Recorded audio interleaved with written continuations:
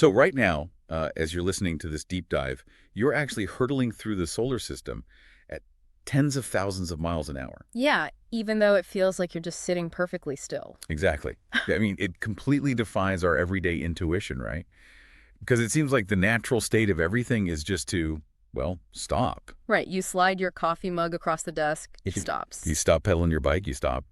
But today, we're unpacking the science of Newton's first law from our sources. Widely known as the law of inertia, by the way. Right. And we're going to show you why everything you think you know about motion is basically an earthbound illusion. It really is an illusion. We are just so used to the constant drag of friction that we completely misinterpret how matter actually behaves. So what does Newton's first law actually say then? What's the reality check? Well, the law states that an object at rest stays at rest, and an object in motion stays in motion with the same speed and direction, unless acted on by an unbalanced force. Okay, wait. So what does inertia actually mean in that context? Is it just like a physical object acting like a stubborn person who refuses to change their daily routine? That is actually a really great way to think about it. Inertia is just an object's tendency to resist changes in its motion. So things simply want to keep doing exactly what they are already doing. Exactly. Because altering the physical state of matter requires an exchange of energy, like an external force. Without that, if it's still, it stays still. And if it's moving, it keeps moving. Mm. Okay, but if all objects are stubborn, why are some, more stubborn than others? What do you mean? Like, why is a 300-kilogram boulder so much harder to push or stop than a 30-kilogram ball?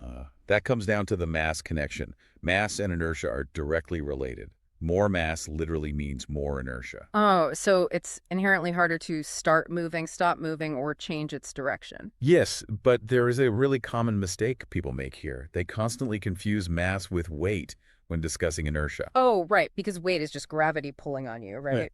Exactly. But mass is the actual measure of inertia. It's the inherent amount of matter an object has. So if you take that 300-kilogram boulder to deep space where it's weightless, It still has the exact same mass. So it takes significantly more force to start it moving or stop it, regardless of gravity. man, that completely breaks my intuition. Let's go back to that coffee mug sliding across the desk, though. Doesn't a moving object need a constant force to keep going? Nope, and that is another huge misconception. A force is only needed to change motion, not to maintain it. But if I slide a mug, it eventually stops. Right, but everyday objects only slow down because invisible forces, specifically friction and air resistance, are acting on them. Ooh, so if we remove friction and air resistance, the forces are balanced. Yes, they cancel each other out perfectly. And when forces are balanced, the net force equals 0 newtons. Okay, but if the net force equals 0 newtons, doesn't that just mean the object is completely stopped? Not necessarily. That's another major mistake people make. Having a net force of 0 newtons can mean it's stopped, sure, but it can also mean it's moving at a constant speed in a straight line. Okay, let me just jump in on the definitions here for you listening. Because when we say velocity, we mean speed in a specific direction. Right, the direction matters just as much as the speed.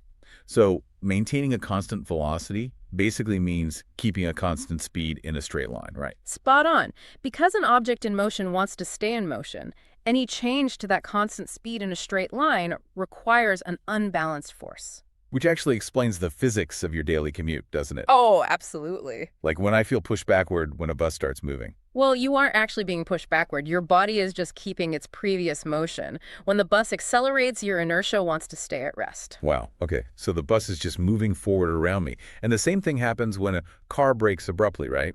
The car stops, but my body continues to move forward. Exactly. And that is exactly why seatbelts exist. Because they provide the specific, unbalanced force needed to safely change a passenger's motion. Yeah, they alter your physical state when your inertia wants to keep you moving forward right through the windshield. Wow. It really reframes how you see the physical world. Basically, the universe is inherently lazy. It just resists any change in motion unless it is absolutely forced to. Yeah, pretty much. Which leaves us with a rather profound thought to consider. Oh, what's that? Well, if an object moving in a straight line without outside forces will literally never stop moving, what does that mean for the objects currently drifting through the frictionless vacuum of deep space? That is wild to think about. Next time you slide a coffee mug, just imagine it out there in the vacuum of space, sliding away forever.